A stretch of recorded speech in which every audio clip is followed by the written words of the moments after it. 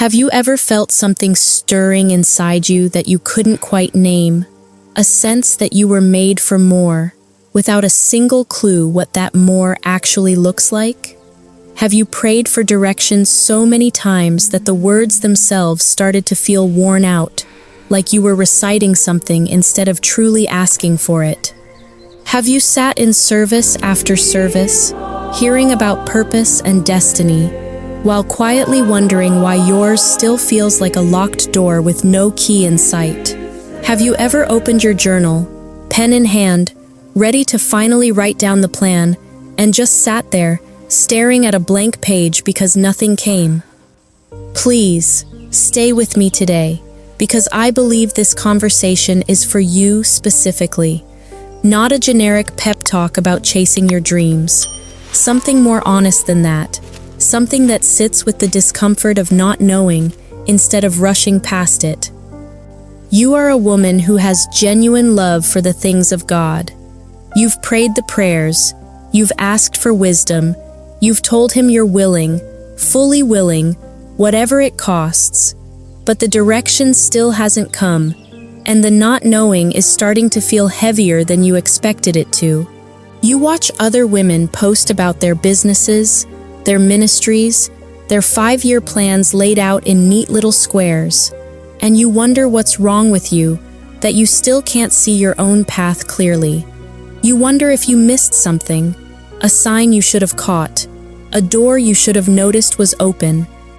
Here is what I want you to understand before we go any further. Feeling called with no clear direction is not evidence that God forgot to finish your assignment. It is often the exact season where the assignment is quietly being formed, piece by piece, in places you're not even watching closely enough to notice. Let me tell you about a woman I'll simply call the teacher, because that was the only thing she was ever fully sure of for a very long time. She was 31, worked in an office job that paid the bills, but never touched the part of her that felt most alive. She loved people deeply. She loved encouraging them, listening to them, helping them see themselves clearly when they couldn't see themselves at all. But she had no idea what to do with that. No title for it, no plan, no next step that made sense on paper, no neat category it fit into. She prayed for years. Lord, show me my purpose. Lord, open the door. Lord, I'm ready. Just tell me where to go. And for years, nothing came that looked like an answer.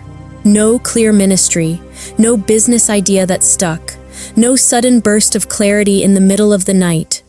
Just the same quiet ache and the same ordinary days, over and over, folding into weeks that folded into years. She started to believe that maybe that special divine calling was for other women, women who seemed to know exactly what they were building from the very beginning, who had roadmaps and vision boards and 5-step plans. She watched their journeys with genuine happiness for them, but also with a private, uncomfortable question underneath it all. Why can everyone else see their path so clearly while mine stays hidden from me? There was a particular evening she remembers clearly. She had just left a conversation with a colleague who was going through a difficult divorce. The teacher hadn't planned to say anything profound. She'd simply listened, asked gentle questions, sat with the woman in her pain rather than rushing to fix it. Her colleague had thanked her afterwards, said something like, "I don't know how you do that. You always know exactly what to say." The teacher had brushed it off in the moment, said it was nothing, anyone would have done the same. But driving home that night, she felt an odd hollowness. She had just done the thing she loved most in the world, and it still didn't feel like it counted as anything, because nobody was paying her for it. Nobody had given it a title. That was the season she began journaling a single repeated question at the top of the page some nights. What am I actually meant to be doing with my life?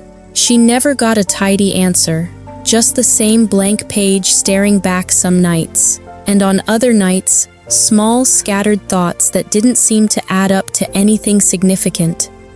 Then one evening, tired and a little frustrated with another day that felt directionless, she sat with her Bible open on her lap, without really intending to read anything specific, just needing to be near something steady.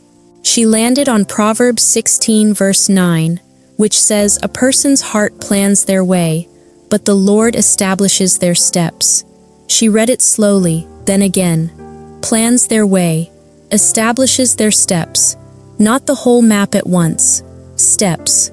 Something in her shifted, quietly, without any drama attached to it. She realized she had been waiting for a full blueprint before she was willing to move at all, waiting for the entire structure to be handed to her in advance, like an instruction manual. But the verse wasn't promising a blueprint. It was promising steps, one at a time, given as she walked rather than handed to her before she'd taken a single step forward. She began to notice something she had overlooked for years, something that had been sitting in plain sight the entire time. The small, ordinary moments where people came to her for comfort, for honest conversation, for a listening ear that made them feel less alone in whatever they were carrying.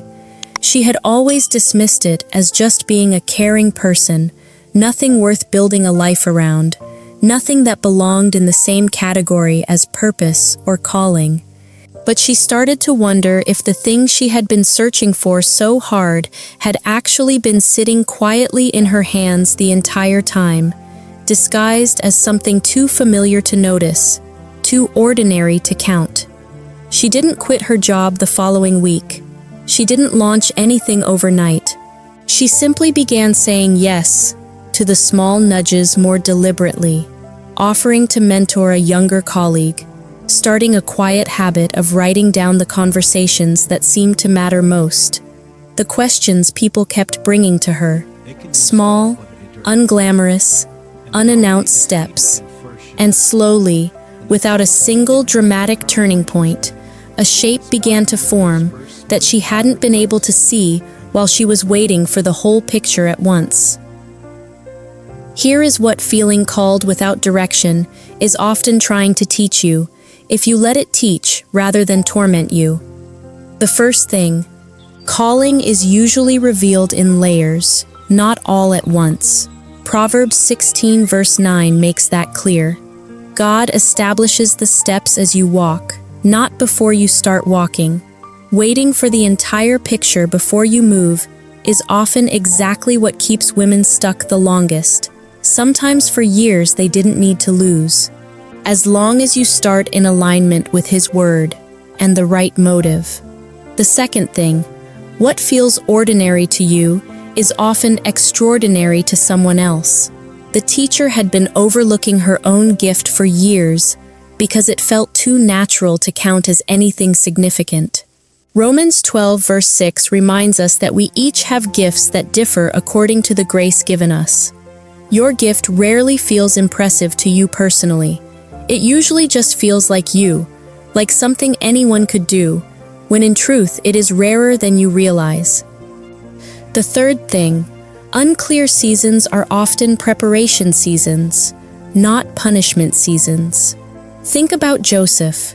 Years passed between the dream he was given as a young man and the position he eventually stepped into as a ruler in Egypt.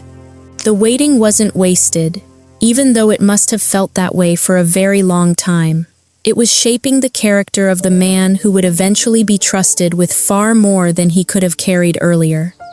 The fourth thing, direction tends to follow obedience rather than precede it. James 4 verse 8 tells us to come near to God, and He will come near to us.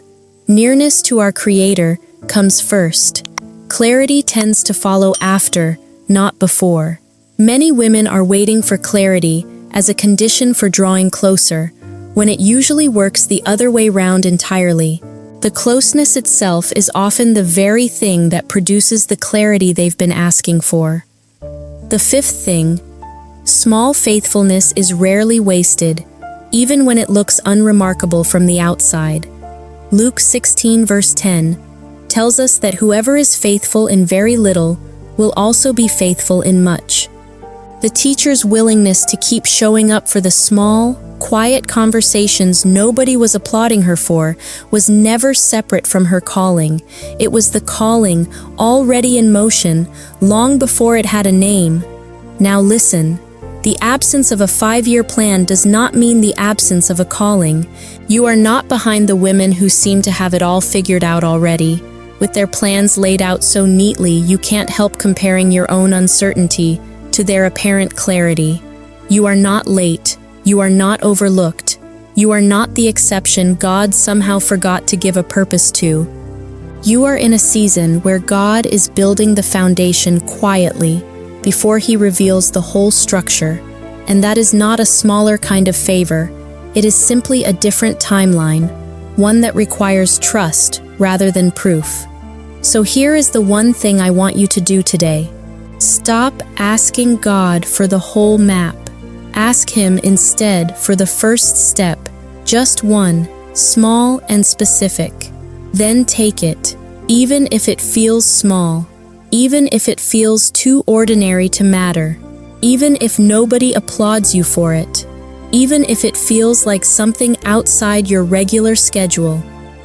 The teacher didn't discover her purpose in one dramatic moment of revelation. She discovered it slowly, by finally paying attention to the small, faithful thing that had already been happening in front of her the whole time, waiting quietly to be noticed. If this ministered to you, leave a comment telling me the one small step you sense you're being nudged toward right now, even if it feels too small to mention. I'll read every comment, and if you need accountability, this community is here to encourage you. Share this with a woman who has been quietly waiting for clarity that hasn't come yet. She needs to hear that the waiting isn't wasted, and it's time to start doing.